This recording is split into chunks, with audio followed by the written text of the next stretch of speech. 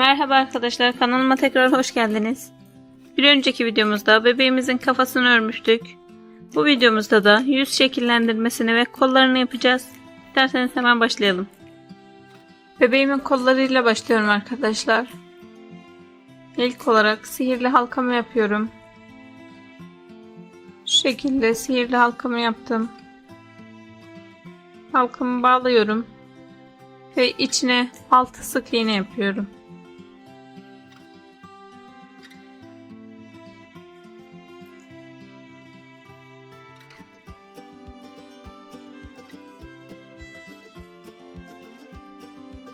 Altı sık iğnemi yaptım. Halkamı sıkıştırıyorum. Hemen ilk yaptığım sık iğneye batarak ikinci sıraya geçiyorum. İkinci sırada da her bir ilmeğe çift batarak 6 olan sık iğnemizi 12'ye çıkaracağız. İlkine battım zaten birleştirme yaparak. Aynı yere batıyorum.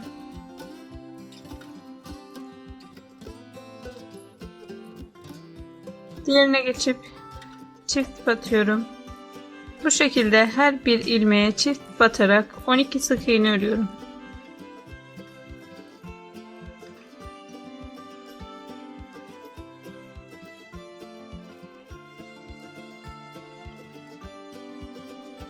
...12 sık iğnemi ördüm arkadaşlar.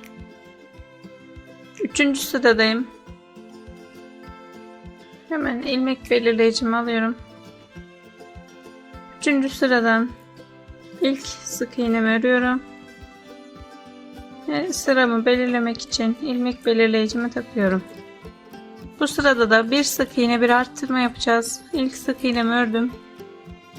İkinci sık iğnemi çift batarak arttırma yapıyorum. Tekrar bir sık iğne örüyorum. İkinci sık iğnemin içine çift batıyorum. Sıra sonuna kadar bir sık iğne bir arttırma olarak devam ediyorum.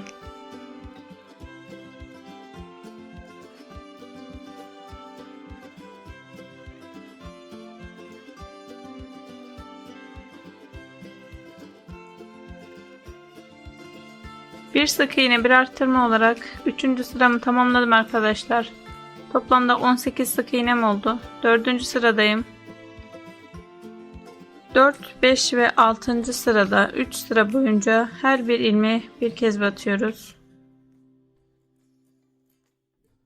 Arttırma yapmadan her bir ilmeğe bir kez batarak 3 sıra boyunca 18 sık iğnemi tekrarlıyorum.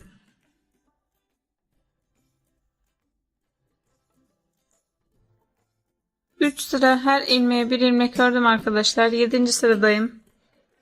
7. sırada da azaltma yapacağız. Hemen bir sık iğne örüyorum. İlmek belirleyicimi takıyorum tekrar. Bir sık iğne ördüm. Bir azaltma yapacağım. Azaltmayı da şöyle ilmeğimin tek kanadını aldım. Diğerinin de tek kanadını alıyorum. İkisinin içinden ipimi geçirip sık iğne yapıyorum. Bu şekilde azaltmamı yapıyorum arkadaşlar. Diğerine geçip bir sık iğne örüyorum. Tekrar bir azaltma yapıyorum. Bir sık iğne bir azaltma olarak 7. sıramı tamamlıyorum.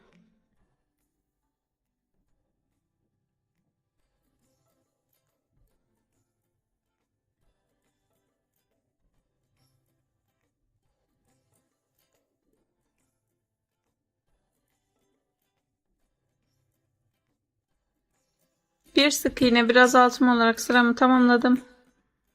Toplam 12 sık iğnem kaldı arkadaşlar. 8. sıradayım. 8. sırada 32. sıra sonuna kadar yani toplamda 25 sıra boyunca her bir ilmeğe bir kez batacağız. 8. sıramdayım. 8. sıra dahil 32. sıra dahil toplamda 25 sıra boyunca her bir ilmeğe bir kez batarak 12 sık iğnemi tekrarlıyorum. Bu şekilde arkadaşlar her bir ilmeğe bir kez batarak 25 sıra boyunca 12 sık iğnemi örüyorum. 25 sıra her ilmeğe bir ilmek ördüm arkadaşlar. İçini de doldurdum. Ördükçe arkadaşlar içini doldurursanız daha iyi olur. Sonradan sıkıntı yaşamazsınız. Yani birkaç sıra örüp içini doldurun, devam edin. Daha sonra yine doldurup devam edin. Bu şekilde sıralarımı tamamladım arkadaşlar. Son sık iğneme batıyorum. İlmek kaydırma yapıp bir zincir çekiyorum. Dikmek için pay bırakıp ipimi koparıyorum.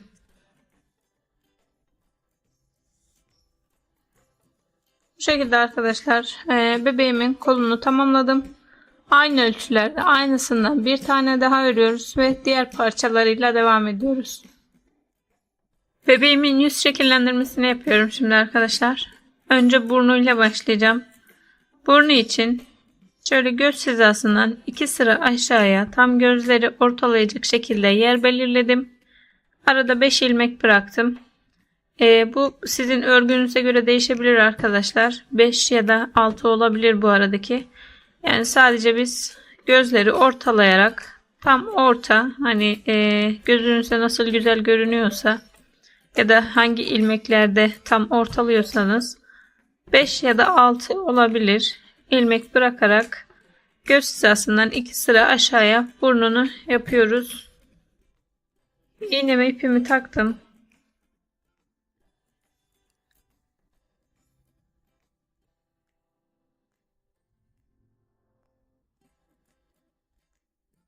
Herhangi bir yerden batırıyorum. Ve belirlediğim yerden çıkarıyorum iğnemi.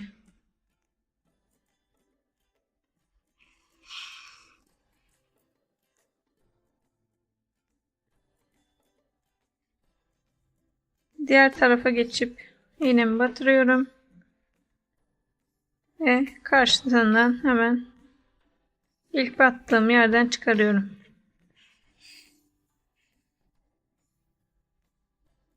Tekrar karşısından batıp diğer taraftan çıkarıyorum.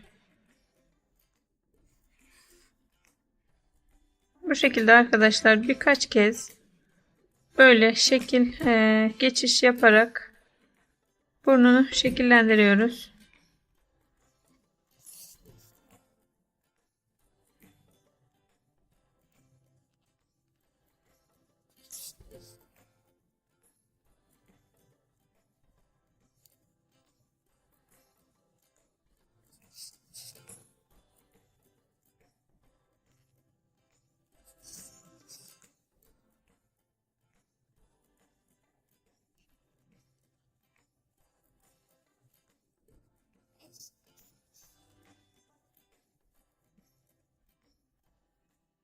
Son kez iğnemi batırıp herhangi bir yerden çıkardım arkadaşlar. Düğüm atıp ipimi koparıyorum.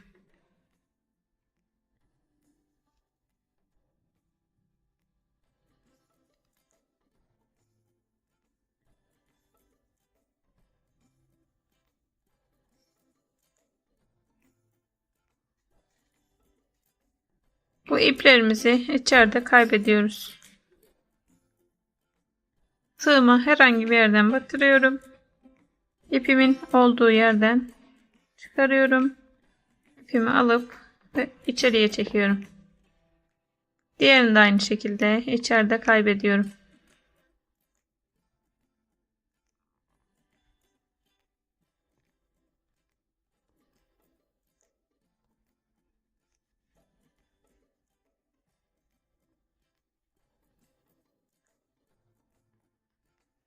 Bebeğimin burnunu oluşturdum arkadaşlar. Şimdi ağız ve göz çukurlarına geçiyorum.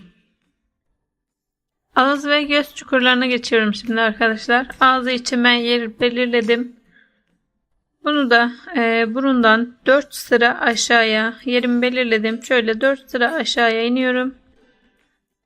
Şöyle düz 4 sıra aşağıya indim ve 2 ilmek yana kaydırarak yer belirledim. Diğerini de aynı şekilde 4 sıra aşağı inip 2 ilmek yan tarafa batarak iğnemle yer belirledim. Şimdi göz çukurlarını yapacağız. Bunun için ipimi alt taraftan geçiriyorum.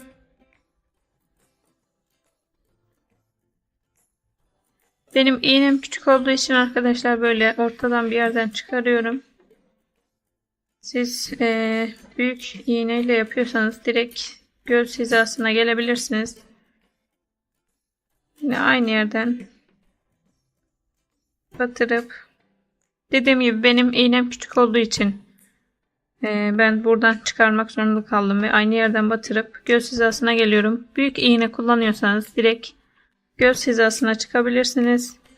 Şöyle gözün tam yan kısmından, ortasından çıkarıyorum.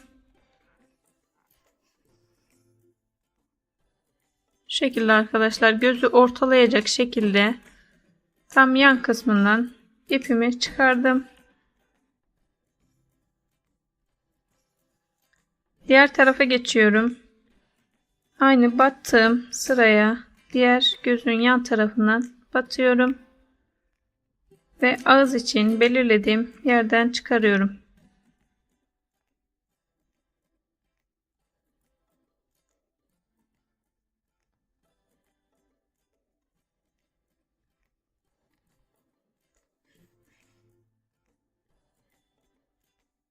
Bu ipi arkadaşlar gözün arka kısmına gelecek şekilde içeriye alıyorum. Şimdi bir ilmek yandan batıyorum. Şu şekilde şurası ipimi çıkardığım yer. Bir ilmek yanından batırıyorum. Ve diğer gözün hemen yan kısmından çıkarıyorum.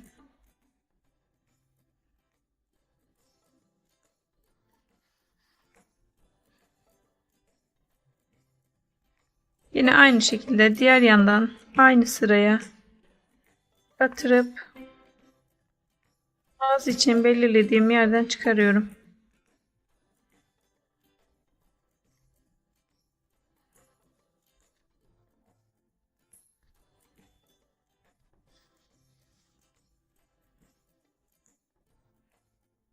Bu ipi de arkadaşlar gözün hemen arka kısmına atıp çekiyorum. İpimi ağız için belirlediğim yerden çıkardım. Bir ilmek yanından batırıp alt taraftan iğnemi çıkarıyorum.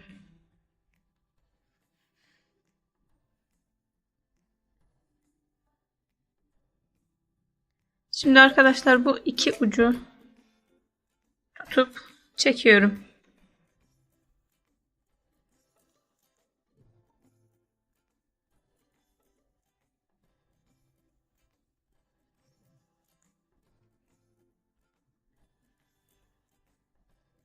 İstediğiniz kadar hani göz çukuru ne kadar istiyorsanız, göz ve ağız çukuru o kadar çekiyorum.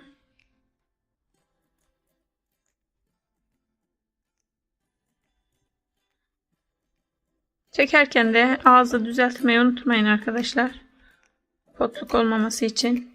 İyice çekip iplerimi sıkıca bağlıyorum.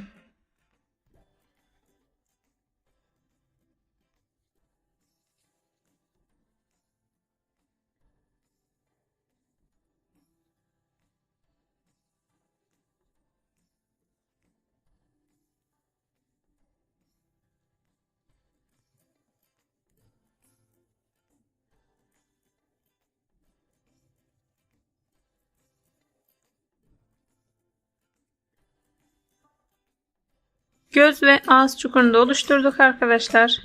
Dediğim gibi bu çukuru istediğinize bağlı, isteğinize bağlı. İsterseniz daha çok ya da daha az yapabilirsiniz. Bu ipleri istediğinize göre çekip ayarlayabilirsiniz. İplerimi de koparıyorum. Şimdi arkadaşlar ağız için kırmızı ip geçeceğiz. Sonra da kaş ve kirpiklerine geçiyoruz. Ağız geçişi için kırmızı ipimi aldım arkadaşlar. Alttan ipimi batırıyorum.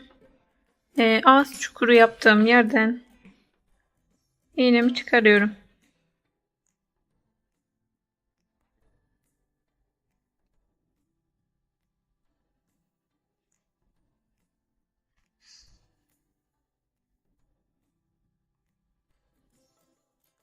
İğnemi çıkardım arkadaşlar. Şimdi diğer tarafa, diğer uçtan batırıyorum ve alttan iğnemi çıkarıyorum.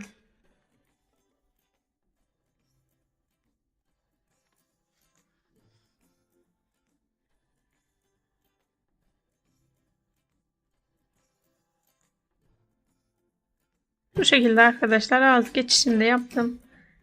İlmeği birbirine bağlayıp koparıyorum. Daha sonra da iğneme siyah ipimi takıp kirpik ve kaşlarına geçiyoruz.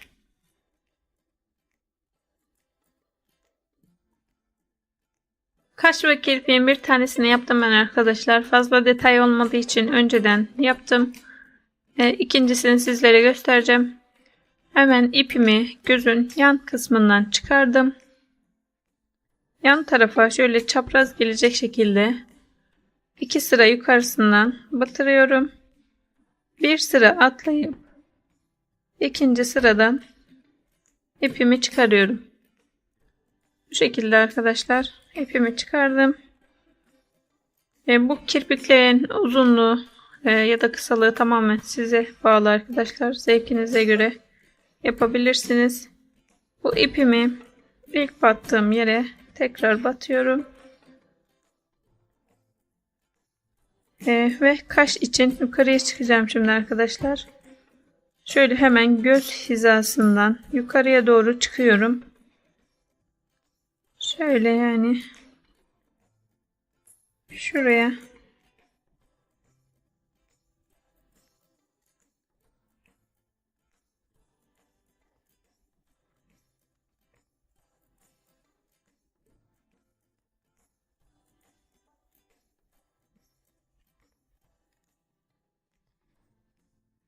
diğer kaşla aynı sıraya çıkardım.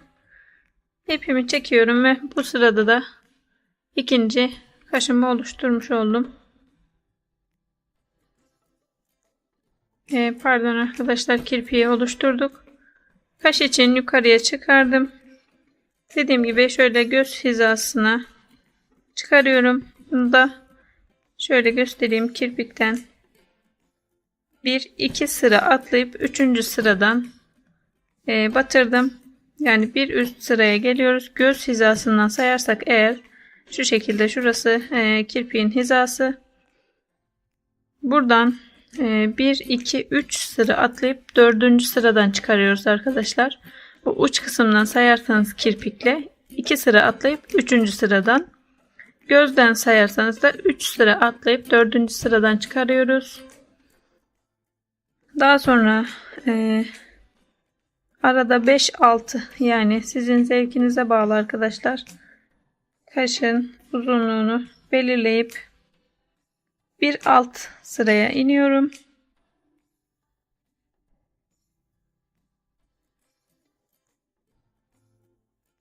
Bu şekilde arkadaşlar alt sıraya indim. Herhangi bir yerden iğnemi çıkarıyorum.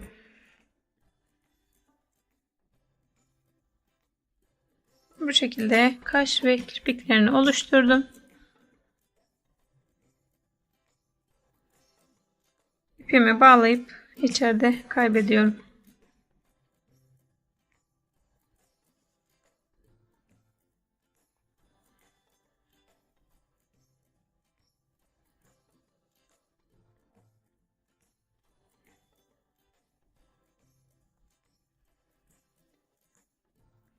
Bebeğimin yüz şekillendirmesini de bu şekilde yaptım arkadaşlar. Şimdi saçlarını örüp daha sonra da birleştirmesine geçeceğiz. Bu videomuzda bebeğimizin kollarını ve yüz şekillendirmesini yaptık arkadaşlar. Bir sonraki videoda saçlarını yapacağız. Bir sonraki videoda görüşmek üzere. Hoşça kalın.